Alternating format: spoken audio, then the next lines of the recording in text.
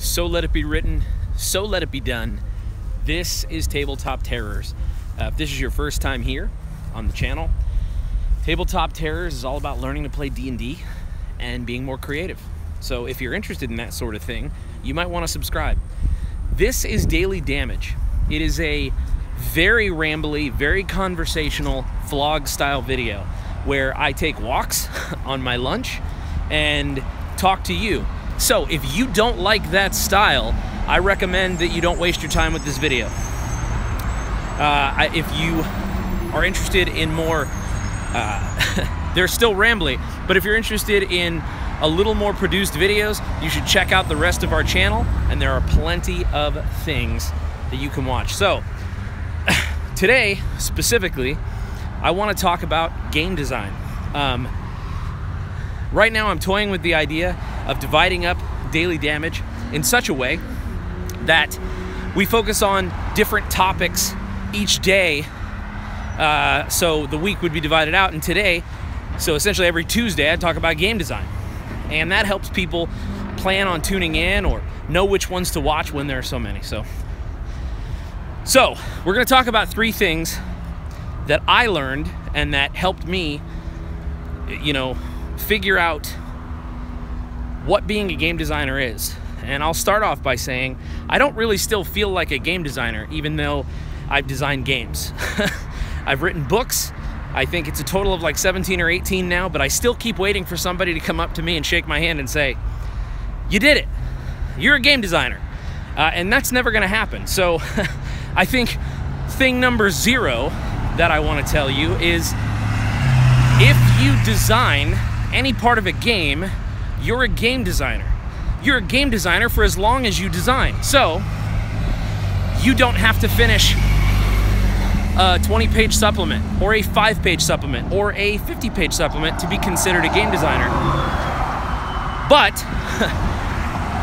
just like a writer, you're not a writer unless you keep writing, and you're not a game designer unless you keep designing. So that's really the only qualification. So if you, right now while I'm talking to you, come up with a rule for a game, you're a game designer. And so I wish someone would have told me that. No, I kind of knew that, but the truth is, I wish I would have believed it sooner. So that is number 0. The other thing to know about Daily Damage is it is a live interactive chat, okay? So I'm going to be addressing the chat frequently throughout my walk. I will do my absolute best to be sure that you know what I'm reacting to, because you won't be able to see the comments after this video goes to YouTube, and I understand that. So, with that said, let's go to the chat. Wild Pick says live chat is live. He says, good on you for committing to your health. Thank you very much. I think that tying this into the topic, I feel like when I am in good shape, when I feel healthy, when I feel like I have energy, I am able to design better. My mind isn't feeling sluggish. I don't feel fat and out of shape. And that's, I think, a big distinction, which is if your body is in better shape, your brain will work better. So, yes.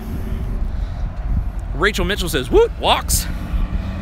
Intelligent Artisan says, hello there again, good sir. I want to thank you for answering my question yesterday. Absolutely no problem. Honestly, I'll answer as many questions as I can, as often as I can, because as I mentioned yesterday, the whole point to this is talking to wonderful people like you.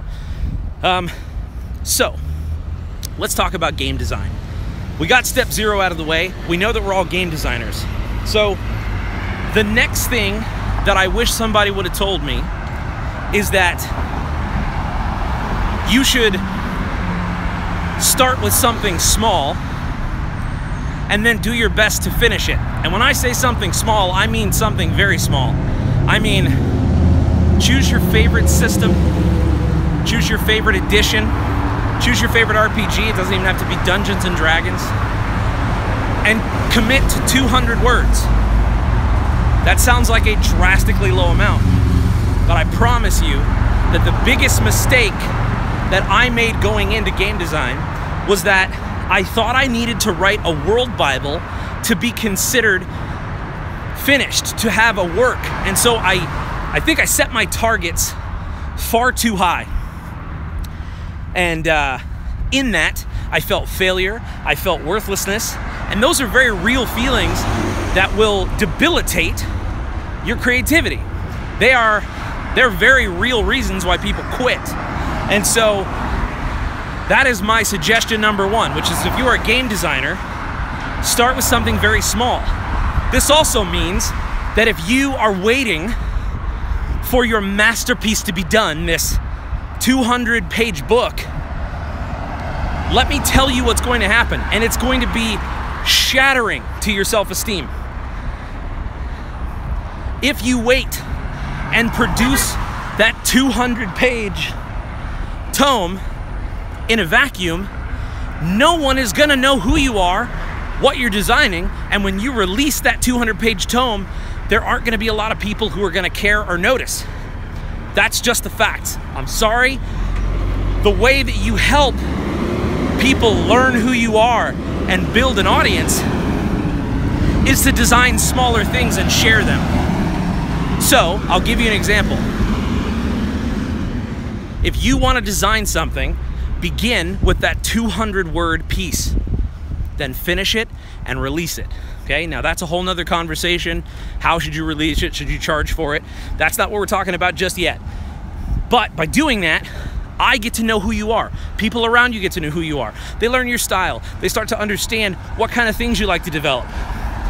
Gradually over time, as you produce finished works, what this builds is a trust. Now, if you want to do this professionally, your consumers and your audience and your community need to trust you.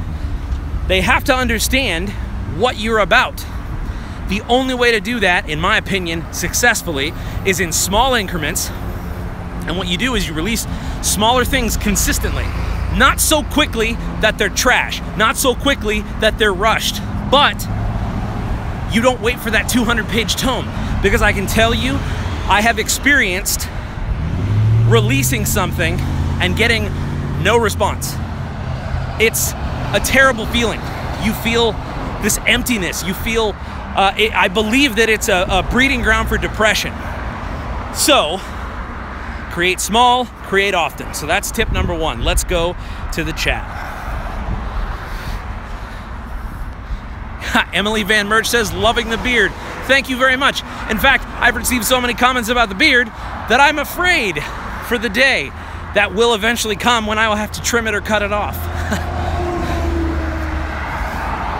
Nicholas Jaquette says, what's up? Wildpick says, a clarification. Are you talking about designing games or making supplements and adventures for an existing game? I would say both. Both of those things. Designing a game from scratch, and I'm talking about tabletop RPGs, okay? So not video games. Tabletop RPGs, either designing a system or creating supplements or add-on things for existing games. I think the same logic stands, but I would say I'm more talking about probably add-on stuff is what you should start with, which is actually a good distinction. Meaning, if you're just jumping in, I strongly recommend that you learn to write for a system. And here's an example I'm going to use. When you're trying to get a job as a writer in Hollywood, especially on television, you have to write what is called a spec script. What's this? Well, a spec script is a script of an existing television show that you create so that you can prove that you know how to write using existing characters and an existing world and understand those relationships together. Your version of a spec script as a game designer should be understanding a system and writing things for that system. This is a really good way to learn the ropes and figure out what works and figure out how it works. So, that is a really good question, and I would say my advice refers to both, but I highly recommend that if you had to choose one or the other, write for existing supplements or existing rule systems. Intelligent Artisan says, has your newsletter been sent out yet? It has. It has been sent out. In fact, we had it scheduled. Oh man, they're after me again. We had it scheduled for 11 a.m. Eastern. Now, We use MailChimp, and it sends out in waves. So there's a good chance that of the people on the list, you may have gotten it later, or it still might be scheduled for you. If you haven't received it by now, if you use Gmail, check your promotional folder. And if you use any other mail client, check spam and any of that kind of stuff. Let's see here. Josh Hull says, I'm looking forward to this. I'm world building now and trying to keep it small. This is a new concept and it's hard to reprogram myself for. So, the next thing I'm going to tell you about are buckets. I'm going to describe to you the beauty of the bucket. I design in buckets. Here's the thing. You, unstoppable maker, okay? You powerful creator, you have to learn to temper your inspiration with the work that you need to get done. Because they rarely line up. Meaning, if I have a deadline on a book or a newsletter, if I have something I know I need to get done, it never fails that what will happen is I will be inspired to instead write an old school rule system. I'll just have tons of inspiration. So what do?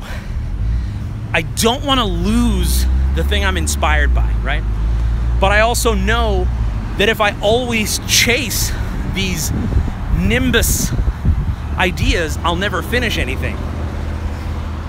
That's where the buckets come in, okay? The first thing that I always do is the work that's due. The work that has a deadline comes first. Occasionally, writing something in a separate, totally, entirely different thing will give you the inspiration and the fuel that you need so that you can actually write the thing that you need to write. Now, hang on. I gotta...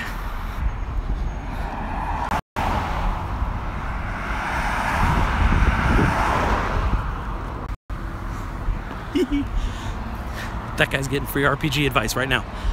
The point is, in Absolute Tabletop, the publishing company that I'm a part of, we call that ginger between sushi.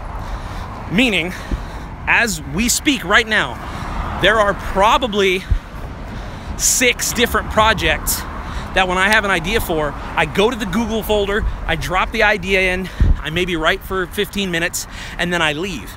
Here's what that allows me to do. I'm filling up these buckets, and I'm filling them up one eye drop at a time.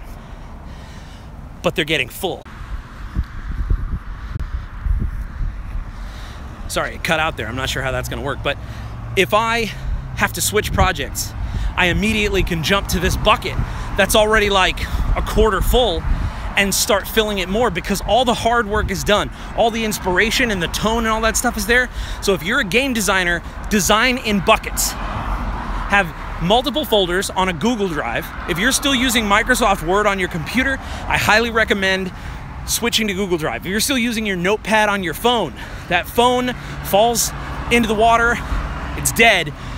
Your ideas are gone unless you sync them to the cloud. So my thought is design in buckets. Always have ideas going, but be sure you finish the one that you need to finish. All right, back up to the chat here. I'm gonna scroll because I have been talking a lot. Whew. All right. B. Magyar says, yeah, I got the newsletter today. Rachel Mitchell says, I'm the same way. I not only walk for the same reason, mainly I'm too fat. Me too. It helps me write the background stories for my D&D characters and makes me feel alive. Absolutely. You engage just enough of your brain so that you're on this repetitious mode and your brain just goes nuts. Nicholas Jaquette says, yes, going small is always hard because it's easy to skip steps. Oh, this guy is this, and this faction, he's on this continent, and basically you can start figuring out too much when really you just need to make an NPC. But then you start writing his family history, and this is the country he's from, and here's where, and it's like, you know what? That's not how you finish something. Just start with this. In fact, I'll give you a challenge. Write me an NPC, but Don't look at Dungeons and Dragons. Don't look anywhere. Just write a very quick template for me to use in my games. What do I need to know about an NPC? And if you tuned in yesterday, we talked about this, but don't kill yourself about it either. If you don't have that answer, and if you don't know exactly what that is yet, just go to your Google Doc and start filling in ideas. Do that for about 15 minutes, and then be done. But the trick is, that's what you need to finish. That's your goal. You're gonna finish that thing. So yeah, don't start worrying about what is the shape of the world that this blacksmith lives on. The Hollow Wanderer says, finished my 180 or so page book.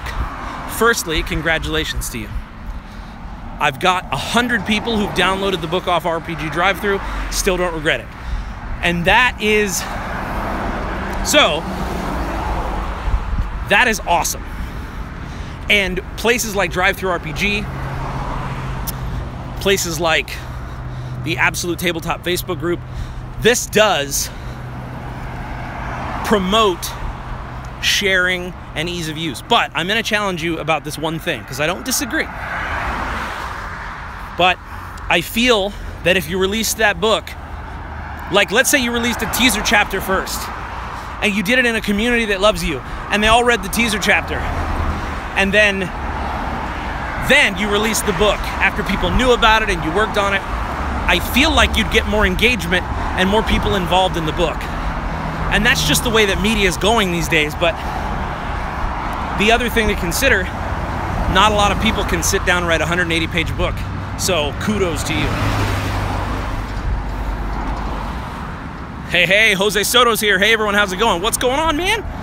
Bill Jaimez. Mine was in my promo folder. You talking about your e-newsletter? Exactly. So one of the things you can do if you're using Gmail, grab the email and drag it into your primary inbox, and then our emails will always go to your primary inbox, so you don't have to check that promotions folder. Whew. Nicholas Jaquette says, you can always tell when I get to the place with the hills. Nicholas Jaquette says, getting really interested in the idea of designing because of how many problems my group on 5e comes across with rules we think aren't good enough, etc. You're inspiring me to really go for it.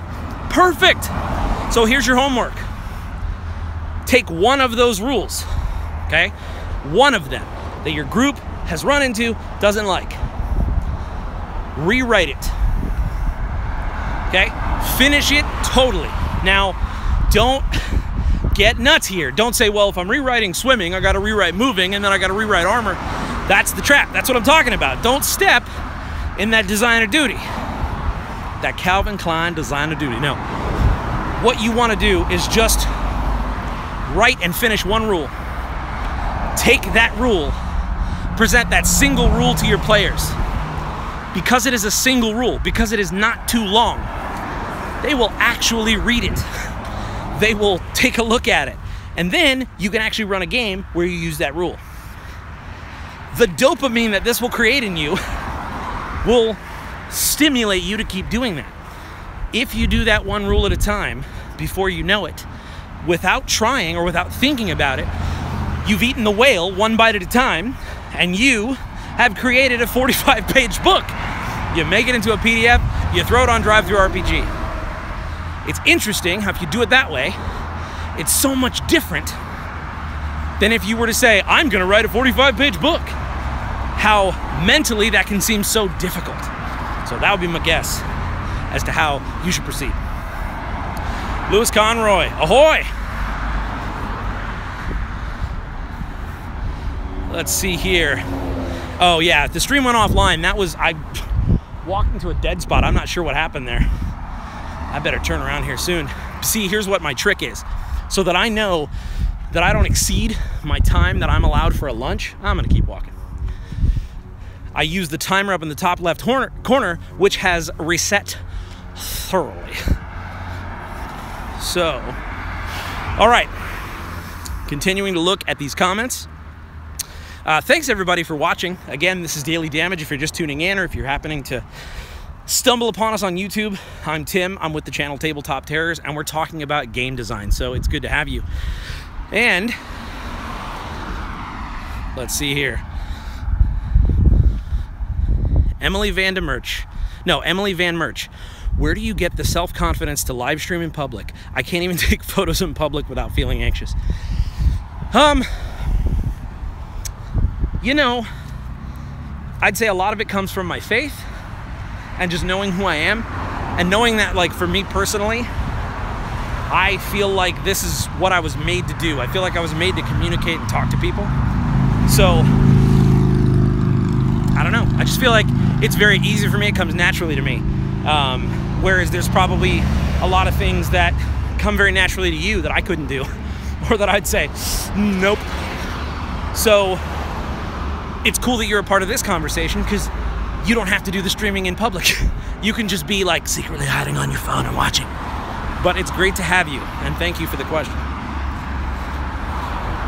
What you looking at says, I will say OneNote, which is a Microsoft product, is pretty great. I link it to my phone, my PC, my laptop, etc. OneNote is awesome. He's talking about a piece of software from Microsoft, which is really good for game designers. You can basically send photos, different like files and stuff, and it collects them into different areas. There's also a standalone separate company called Evernote that has something similar if you want to check that out. Woohoo! Josh Holes says, woohoo, homework. Do your homework. Let's see here. Bronchitis says, I have started with a world map, then around one major conflict, and then the land and the people. Races around conflict. That worked out for me. Now I just have to fill in the rest of the world. So, here's the third thing that I want to say. And I think that this is really, really important. And it's that, and it's going to sound strange, but designing games is almost the furthest thing from running games that it almost seems like they shouldn't work together. Here's what I mean by that. As a game designer, I want to give you a tip to keep it simple and leave some space for interpretation, because those are the kinds of rules that suit various play styles and people. If that is not your goal, that is fine, but be warned that you are purposefully limiting yourself to a very specific group. So if I could have someone come back and tell me, hey, you don't have to write out every detail. You can leave some things ambiguous as long as they're ambiguous on purpose and it's not sloppy. An example of this is if you go to AbsoluteTabletop.com and you go to the book Trapsmiths of Dragon Grin. It's a book on traps. I was so focused on getting these traps quote unquote right that I spent way too much time on the wrong things. Describing the exact length of the spikes, and that at the end of the day, if you say spikes about as wide or, you know, as big around as a human arm, that gets the point across, and then everybody has an opportunity to interpret it themselves. But if you stop and let yourself get hung up every time you need to write a full detail or figure out all the details, you'll get paralysis by analysis. So here's a trick that I want to teach you. And this is something that really helped me out. Don't kill your momentum by having to have all of the details as you're writing through, okay? I'm going to give you an example, writing a trap. As I'm writing my first draft, I say, okay, I want this to be a magnet trap, and I'm writing it up. I'm not worried about my template. I'm not worried about creating the template for all my traps. You'll get stuck on that too. Don't let that happen. Just start writing. It's a magnet trap. It's the size of a room, you know? I want to have some levers that will allow the players to turn it off, but I want it to be a puzzle. Now, this is where I can get tempted to start working out the puzzle.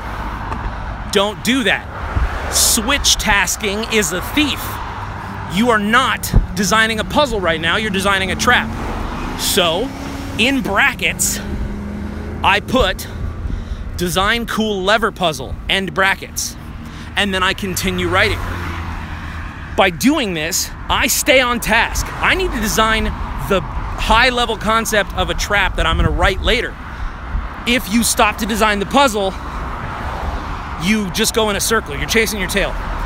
Don't do that. So I keep writing and I say, I don't know how much damage I want it to do. I'm not sure.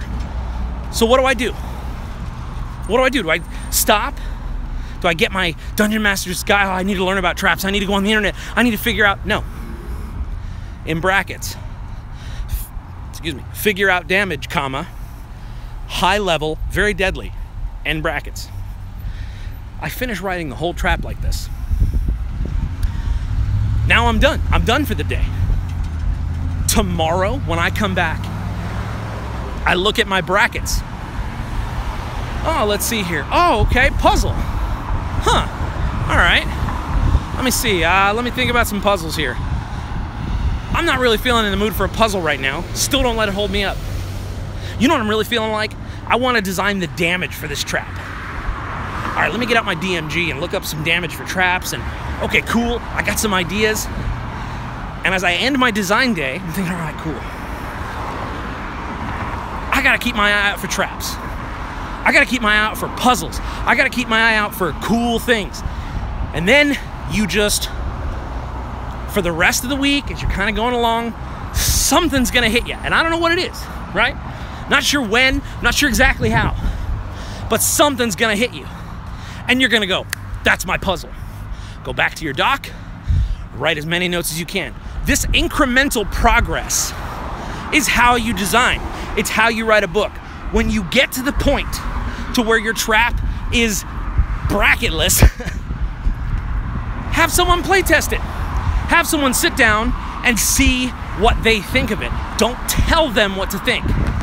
Okay, when you actually give someone a design to look at, you need to step back because this is testing your descriptions and testing what you've written. So that is the first step.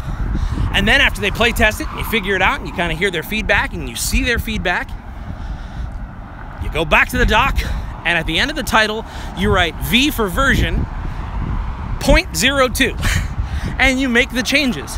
And you do that until it's a design that you love and a design that you think works, and then that trap is done, and then you release just that trap. That's it.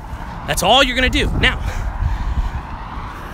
we write books, so I would take that trap and I'd put it into an adventure kit or something like that. You don't have an adventure kit, presumably, laying around. You don't have this container to drop your ideas in that you can publish. So my thought would be, for you, just release the trap, put your name on it, and just circulate it.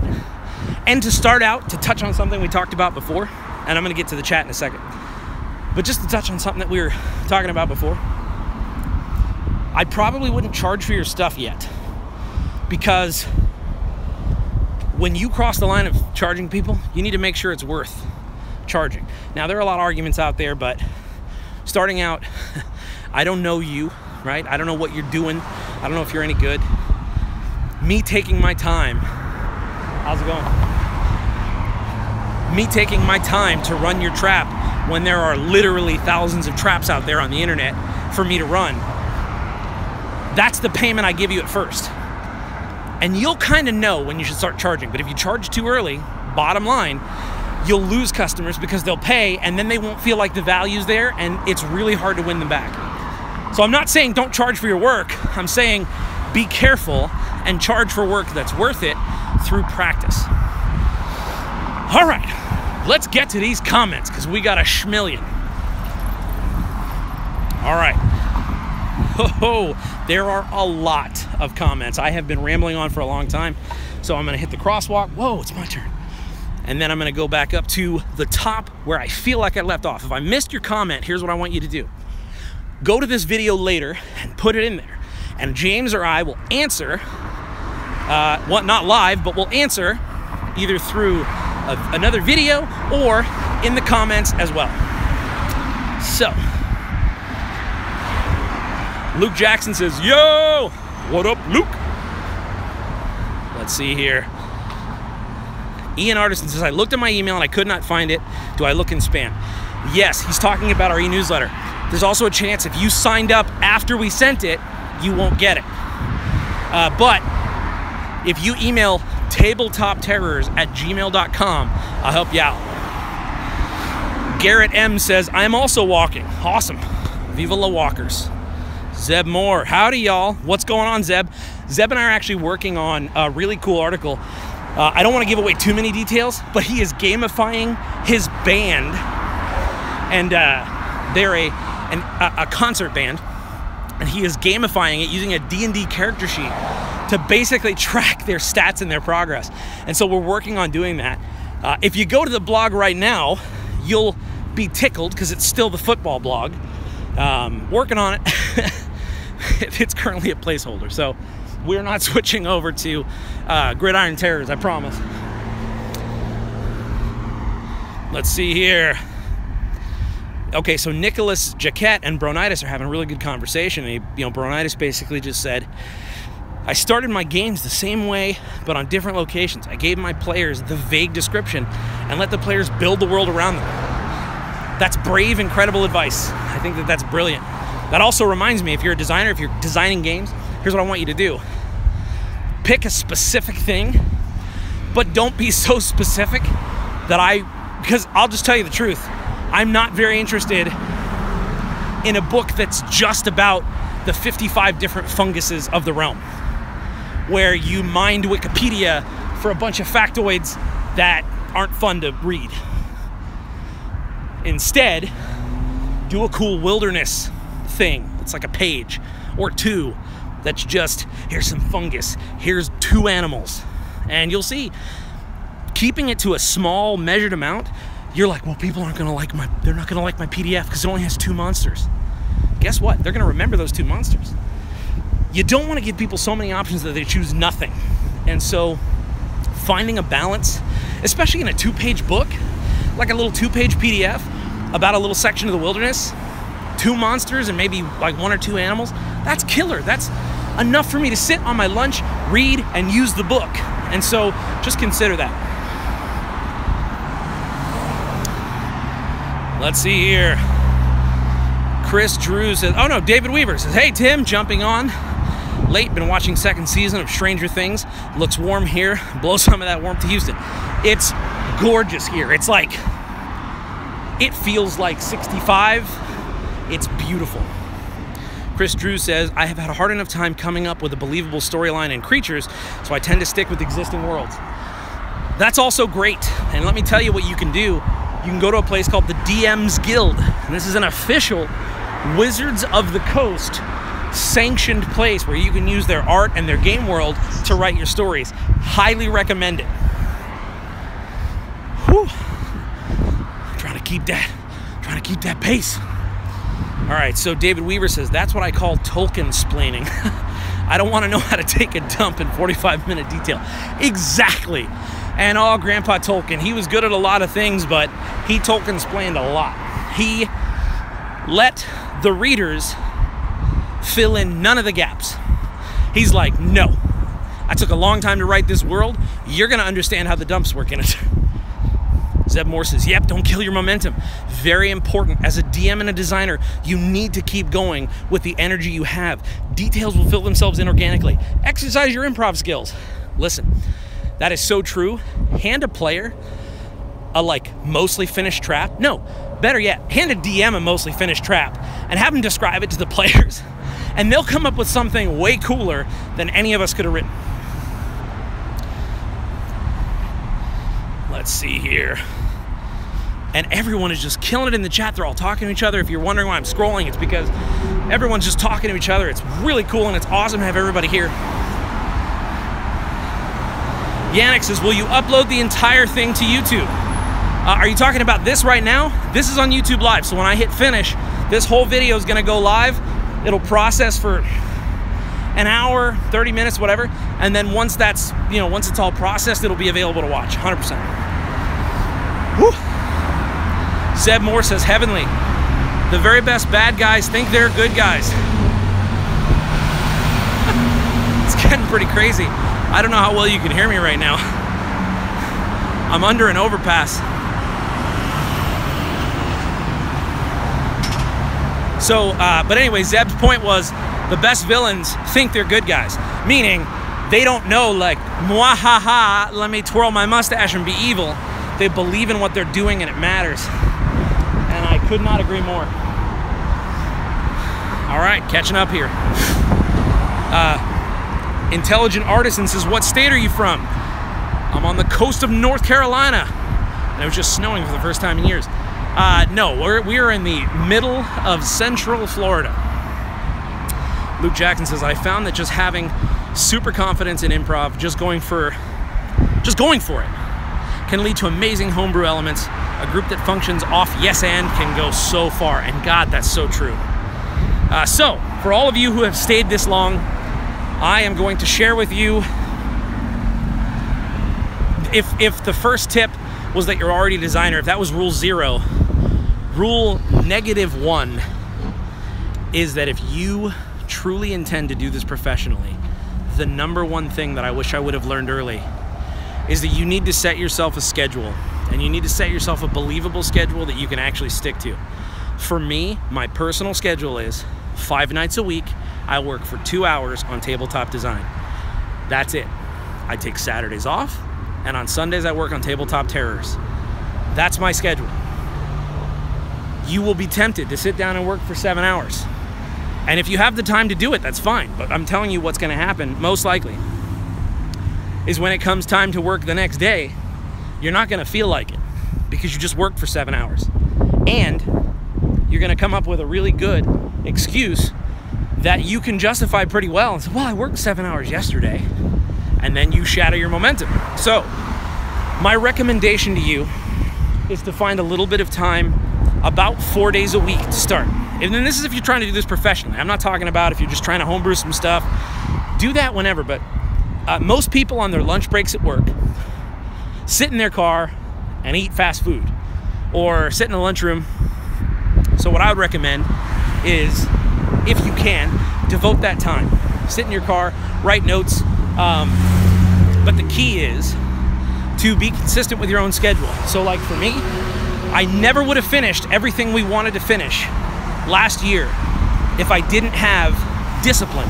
And that is, I think, one of the major things is you can be a mediocre game designer and get further than any other game designer who is not willing to work consistently. And that is the thing that I wish someone would have told me early on, which is just do it and continue to do it. So if you're looking to do this professionally, you want to eventually make some money off of game design, my recommendation to you is pick 4 nights a week, any nights, but they have to be, I think they should be the same nights every week because that's how you build habits.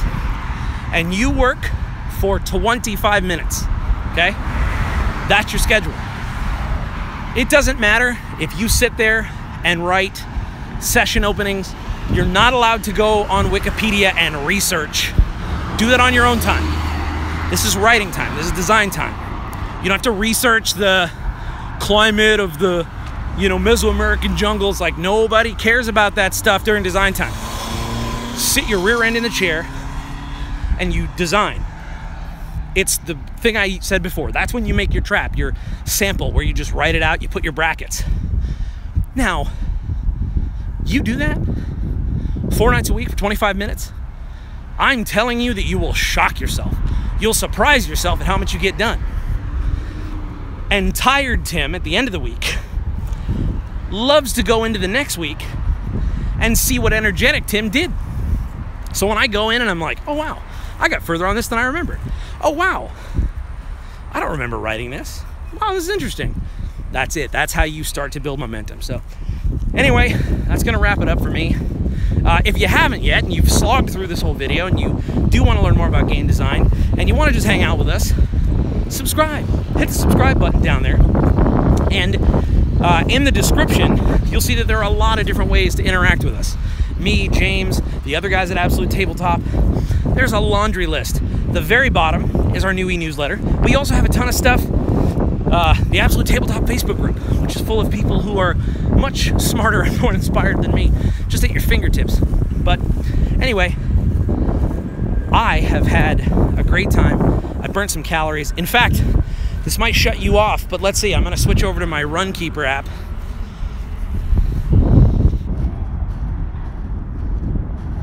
So I know you lost me for a second there. 2 miles. I did 2 miles. So that's killer, man. I'm gonna keep doing this. If I do 2 miles a day, I'll be skinny before February.